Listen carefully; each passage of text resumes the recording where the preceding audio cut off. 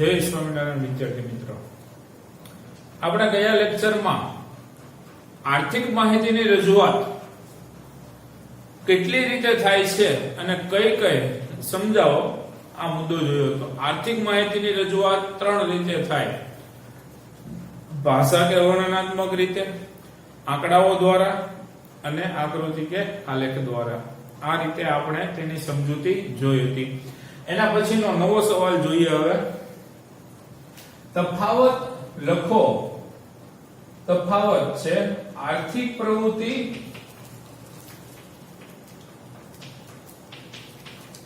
અને બિન આર્થિક પ્રવૃત્તિ. આ સવાલ છે ને તમને 2 અથવા 3 ગુણમાં મોડલ ટેસ્ટમાં પણ હશે અને ફર્સ્ટ એક્ઝામ માં પણ જોવા મળશે. એટલે આઈએમપી સવાલ છે, ખૂબ જ અગત્યનો સવાલ.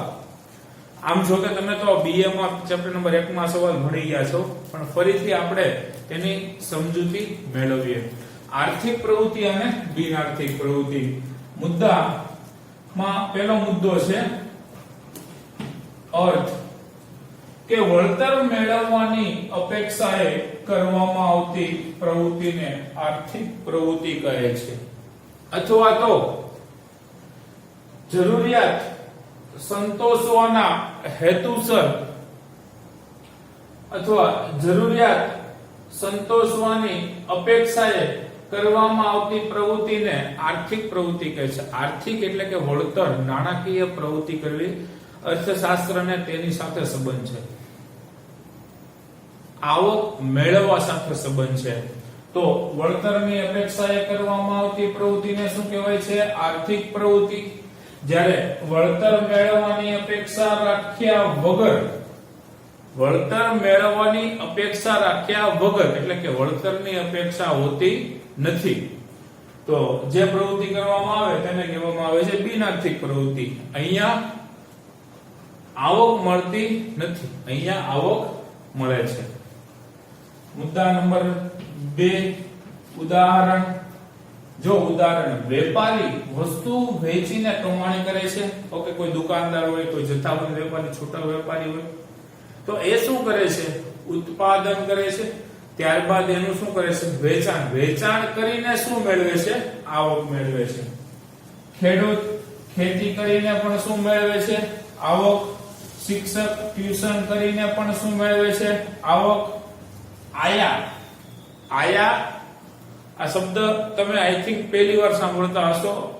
જો સાંભળ્યું હોય તો હું તમને બીજી વાર સમજાવી દઉં.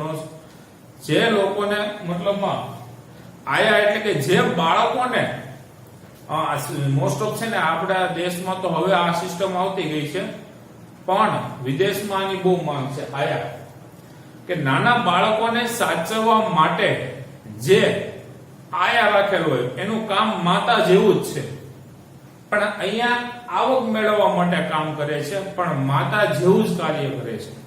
નાના બાળકોને સાચવવા માટેનું કાર્ય કરે છે આયા. કારણ કે વિદેશમાં કેવું છે, પતિ પત્ની બંને કમાતા હોય, તો એનો કોઈ બાળક હોય તો એને સાચવવા માટે આ એક લેડી, આઈ થિંક મોટી ઉંમરની સ્ત્રી હોય છે, જે બાળકોને સાચવવાનું કાર્ય કરતી હોય છે. તો આયા દ્વારા કોઈ અન્ય બાળકોનો ઉછેર થાય. કોઈ શું છે? અન્ય બાળકોને ઉછેરે. જ્યારે બિન આર્થિક પ્રવૃત્તિમાં શિક્ષક પોતાના બાળકોને જ ભણાવે. આયા દ્વારા પોતાના બાળકોને એટલે કે માતા પોતાના બાળકોને જ ઉછેરે. ડોક્ટર પોતાના બાળકની સેવા કરે.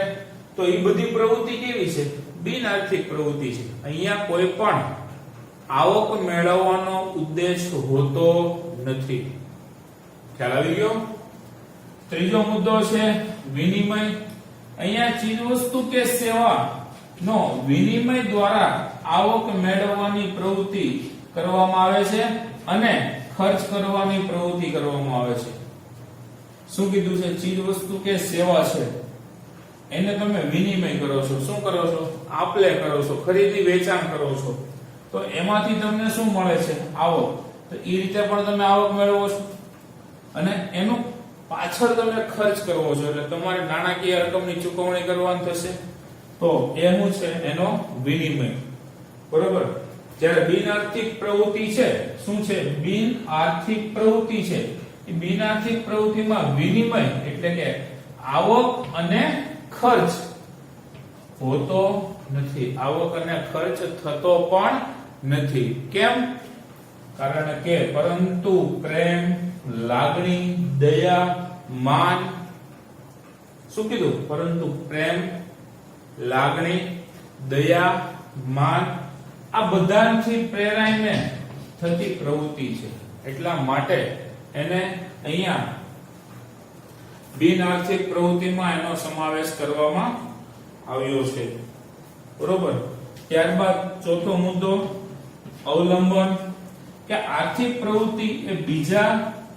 આર્થિક પ્રવૃત્તિ છે એ બીજા સાથે અવલંબન કરીને થાય છે કઈ રીતે જો જેમ કે બજારમાંથી પુસ્તક ખરીદ્યું એ આર્થિક પ્રવૃત્તિ એ એકબીજા સાથે અવલંબન થાય છે તેમાં બીજા પરનું અવલંબન છે તમે પુસ્તકની ખરીદી કરવા જાવશો તો તમે બજારમાંથી પુસ્તક ખરીદો એ તેમાં બીજા સાથે બીજા પરનું શું છે એક બીજા પરનું શું અવલંબન છે શું છે અવલંબન એક વ્યક્તિને બીજા વ્યક્તિ સાથે બીજા વ્યક્તિ પાસે આધાર રાખવો પડે એક બીજા પરનું શું છે અવલંબન છે બરોબર એક બીજા પરનું અવલંબન છે આર્થિક પ્રવૃત્તિ એ બીજા પરનું શું છે અવલંબન જ્યારે બિન આર્થિક પ્રવૃત્તિ એ બીજા પરનું અવલંબન નથી એક બીજા પરનું અવલંબન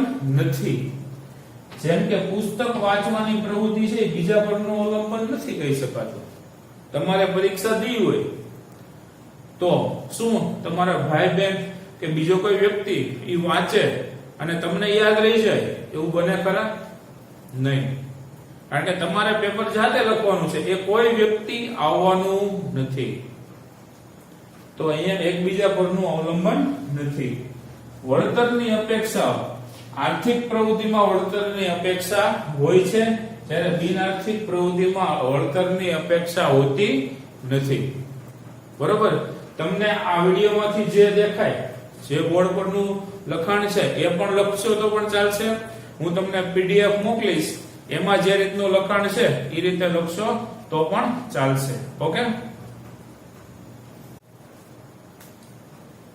આપણે ગયા લેક્ચરમાં આર્થિક પ્રવૃત્તિ અને બિન આર્થિક પ્રવૃત્તિમાં તફાવત જોયો હતો બરોબર આ લેક્ચરમાં આપણે જોઈએ એકમલક્ષી અર્થશાસ્ત્ર અને સમગ્રલક્ષી અર્થશાસ્ત્ર અર્થશાસ્ત્રને બે ભાગમાં વહેંચવામાં આવ્યું છે એકમલક્ષી અર્થશાસ્ત્ર અને સમગ્રલક્ષી અર્થશાસ્ત્ર આ બે ભાગમાં અર્થશાસ્ત્રને શું કરવામાં આવ્યું છે વહેંચવામાં આવ્યું છે જોઈએ આપણે અર્થશાસ્ત્રને બે ભાગમાં વહેંચવામાં આવ્યું છે તેમાં સમજૂતી તફાવત સ્વરૂપે મેળવતા જઈએ મુદ્દાઓમાં પહેલો મુદ્દો છે અર્થ એકમલક્ષી અર્થશાસ્ત્ર અને સમગ્રલક્ષી અર્થશાસ્ત્રનો પહેલા અર્થ જોઈએ કે કોઈ એક પેઢી ઉદ્યોગ કે કુટુંબ જેવા વ્યક્તિગત એકમોના જે આર્થિક વ્યવહારો છે એ આર્થિક વ્યવહારોનો અભ્યાસ કરતું શાસ્ત્ર છે કોઈ એક કુટુંબ હોય કોઈ એક પેઢી હોય કે કોઈ એક વ્યક્તિ હોય કે પેઢી ઉદ્યોગ કે કુટુંબ છે એના જેવા વ્યક્તિગત એકમોના આર્થિક વ્યવહારો નો અભ્યાસ કરતું શાસ્ત્ર એટલે એકમલક્ષી અર્થશાસ્ત્ર હવે જોઈએ જો તમને એમ કહો કે રિલાયન્સ કંપની છે બરોબર ઈ એક પેઢી એક કંપની તો એને પોતાની જ પેઢીનો જો અભ્યાસ કરવાનો થાય તો એ એકમલક્ષી બરોબર છે પણ સરકાર જો એક જ પેઢીનો અભ્યાસ કરે તો એકમલક્ષી ગણાય પણ ઈ સિવાય કોઈ એક એકમને બદલે એક જ એકમ નહીં પણ તમામ એકમોના સમૂહના જે આર્થિક વ્યવહારોનો અભ્યાસ કરતું શાસ્ત્ર એટલે સમગ્ર લક્ષી અર્થશાસ્ત્ર. અહીંયા શું કીધું? એક જ એકમનો અભ્યાસ નથી કરવાનો, પરંતુ તમામ એકમોનો અભ્યાસ કરવાનો છે, તમામ પેઢીઓનો અભ્યાસ કરવાનો છે. બજારમાં કોઈ એક વસ્તુનું વેચાણ કરતી પેઢી હોય તો એનો અભ્યાસ કરવાનો થાય તો એકમલક્ષી. પણ એ જ વસ્તુ ઘણી બધી પેઢીઓ ઉત્પાદન કરતી હોય અને જો એનો અભ્યાસ કરવાનો થાય તો એ કેવો છે? સમગ્રલક્ષી. કારણ કે શું કીધું છે? તમામ એકમોના સમૂહના આર્થિક વ્યવહારોનો અભ્યાસ કરવાનો છે, તો એ અભ્યાસ કરતું શાસ્ત્ર એટલે સમગ્રલક્ષી અર્થશાસ્ત્ર. જોયા ઉદાહરણ દ્વારા સમજ મેળવી. ઉદાહરણમાં શું કીધું કે માંગના અભ્યાસમાં એકમ એક ગ્રાહક છે. પુરવઠામાં જોઈએ તો એકમ એ શું કહેવાય? પેઢી, ઉત્પાદન કરનાર પેઢી. જ્યારે માંગમાં શું છે? ગ્રાહક. પુરવઠાના અભ્યાસમાં પેઢી. શ્રમ બજારમાં માત્ર ને માત્ર જો શ્રમનો એક ભાગ ગણવામાં આવતો હોય, જમીન મૂડી શ્રમ નિયોજક, આમાં એક માત્ર જો એક જ નો અભ્યાસ કરવાનો થાય ઉત્પાદનના એક સાધનનો શ્રમ, તો એમાં શ્રમ એ એક એકમ ગણાય. પણ એની સામે સમગ્રલક્ષીમાં જોઈએ તો કુલ બેરોજગારી, વસ્તી, કુલ રાષ્ટ્રીય આવક એ સમગ્રલક્ષી ખ્યાલ છે. શું છે? સમગ્રલક્ષી ખ્યાલ. કુલ બેરોજગારી તમને ખ્યાલ છે? અમેરિકામાં ઘરે ઘરે કાર છે, જ્યારે ભારતમાં ઘરે ઘરે બેકાર છે. શું છે? ઘરે ઘરે બેકાર એટલે બેરોજગાર. તો કુલ બેરોજગારી, વસ્તી, કુલ રાષ્ટ્રીય આવક, સમગ્રલક્ષી ખ્યાલ. હવે આપણા એક દેશની જ રાષ્ટ્રીય આવક મેળવવામાં આવે તો એ એકમલક્ષી. પણ આપણા દેશની સાથે ઘણા બધા દેશોની જો તુલના કરવામાં આવે, તમામ દેશોનો અભ્યાસ કરે તો સમગ્રલક્ષી. અહીંયા કુલ રાષ્ટ્રીય આવક કીધી છે તો આખા દેશની આવી ગઈ, એટલે કેમાં લીધું છે? સમગ્રલક્ષીમાં લીધું છે. કારણ કે રાષ્ટ્રીય આવક મળે છે તો ખેતી, ઉદ્યોગ અને સેવા ક્ષેત્રમાંથી ત્રણેય ક્ષેત્રનો અભ્યાસ કરે તો જ રાષ્ટ્રીય આવક મળે. તો એને કહેવામાં આવે છે સમગ્રલક્ષી અર્થશાસ્ત્ર. તો બેરોજગારી, વસ્તી જો ભારતમાં દર 10 વર્ષે વસ્તી ગણતરીનો આંક બહાર પાડવામાં આવે છે. 2001 ની વસ્તી કહું ને તમને, 2001 ની વસ્તી 102.7 કરોડ સમથિંગ છે. 2011 ની વસ્તી 121.7 કરોડ સમથિંગ છે. હવે જો 2021 ની વસ્તી બહાર પડે તો 135 કરોડ ઉપરની થશે. દર 10 વર્ષે વસ્તી ગણતરી થાય તો ભૂખા કાઢી નાખે એવી વસ્તી વધે છે. ભારત દેશમાં વસ્તીમાં સતત શું થાય છે? વધારો. સરકાર નો ડાઉટ આની સામે એવા બધા દૂરદર્શન છે, ટીવી ના માધ્યમ દ્વારા ઘણી બધી જાહેરાતો કરે છે, બરોબર. ભારત દેશમાં વસ્તી વધે નહીં એના માટે પ્રોત્સાહન આપવામાં આવે છે. જ્યારે ભારત સિવાય બીજા અન્ય ઘણા બધા દેશો છે એમાં વસ્તી વધે એ માટે પ્રોત્સાહન આપવામાં આવે છે. કારણ કે ત્યાં શું છે? વસ્તી ઓછી છે, તો ત્યાં વસ્તી વધારવા માટે પ્રોત્સાહન આપવામાં આવે છે. જ્યારે ભારત જેવા દેશોમાં વસ્તી ઘટાડવા માટે પ્રોત્સાહન આપવામાં આવે. જો વસ્તી વધુ હોય તો લોકોને રોજગારી પૂરતા પ્રમાણમાં મળશે નહીં, એટલે શું થશે? બેકાર. ઘરે ઘરે બેકાર.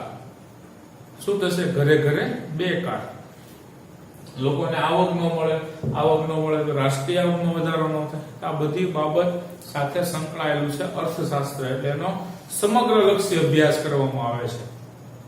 ખ્યાલ આવી ગયો? જ્યારે જો એક જ પેઢીનો અભ્યાસ થાય તો એકમલક્ષી છે. જ્યારે સમગ્ર પેઢીનો અભ્યાસ થાય, તમામ એકમોનો અભ્યાસ થાય તો એ છે સમગ્રલક્ષી અર્થશાસ્ત્ર. બરોબર છે? હવે બીજા શબ્દોમાં જોઈએ તો એકમલક્ષી અર્થશાસ્ત્રને છે ને સૂક્ષ્મલક્ષી અર્થશાસ્ત્ર તરીકે ઓળખાય. શું કીધું? એકમલક્ષી અર્થશાસ્ત્રને સૂક્ષ્મલક્ષી અર્થશાસ્ત્ર, જ્યારે સમગ્રલક્ષી અર્થશાસ્ત્રને બૃહદ એટલે વિશાળ, વિસ્તૃત, ઘણું બધું તમામ એકમોનો અભ્યાસ થાય. તો બીજા શબ્દોમાં એકમલક્ષીને શું કહેવાય છે? સૂક્ષ્મલક્ષી અર્થશાસ્ત્ર. જ્યારે સમગ્રલક્ષી અર્થશાસ્ત્રને બીજા શબ્દોમાં શું કહેવામાં આવે છે? બૃહદલક્ષી અર્થશાસ્ત્ર તરીકે ઓળખવામાં આવે છે. ઓકે, ત્યારબાદ આપણે જોઈએ અંગ્રેજીમાં માઇક્રો ઇકોનોમિક્સ. અંગ્રેજીમાં એકમલક્ષી અર્થશાસ્ત્રને શું કહેવામાં આવે છે? Micro economics. માઇક્રો એટલે કે થાય છે સૂક્ષ્મલક્ષી અર્થશાસ્ત્ર. શું થાય છે? સૂક્ષ્મલક્ષી અર્થશાસ્ત્ર. જ્યારે સમગ્રલક્ષી અર્થશાસ્ત્રને શું કહેવામાં આવે છે? Macro, not a વેક્રો. વેક્રો ને મેક્રો. અહીંયા જો ખાલી એક જ શબ્દનો ફેર છે. અહીંયા MICRO છે, અહીંયા MACRO છે. મેક્રો ઇકોનોમિક્સ અને માઇક્રો ઇકોનોમિક્સ. મેક્રો એટલે બૃહદ એટલે વિશાળ અર્થશાસ્ત્ર, સમગ્રલક્ષી અર્થશાસ્ત્ર અંગ્રેજીમાં કહેવામાં આવે છે. અહીંયા મદદરૂપ થાય એકમલક્ષી અર્થશાસ્ત્ર કઈ રીતે મદદરૂપ થાય? તો એકમલક્ષી અર્થશાસ્ત્ર છે એને ગ્રાહક હોય, પેઢી હોય અને શ્રમિક હોય. શું કીધું? એકમલક્ષી અર્થશાસ્ત્ર ગ્રાહક, પેઢી અને શ્રમિક, આ જે ત્રણેય શું છે?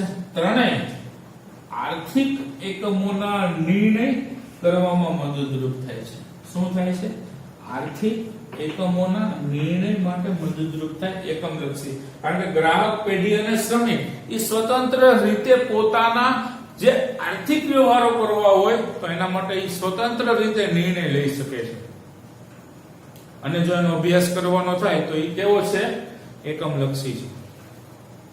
પણ સમગ્રલક્ષીમાં શું છે કે સમગ્રલક્ષી અર્થશાસ્ત્ર એમાં સરકારે જો કોઈ નિર્ણય લેવા હોય તો એની જે આર્થિક નીતિઓ ઘડવી હોય તો એને સમગ્રલક્ષી અર્થશાસ્ત્રનો અભ્યાસ કરવો પડે.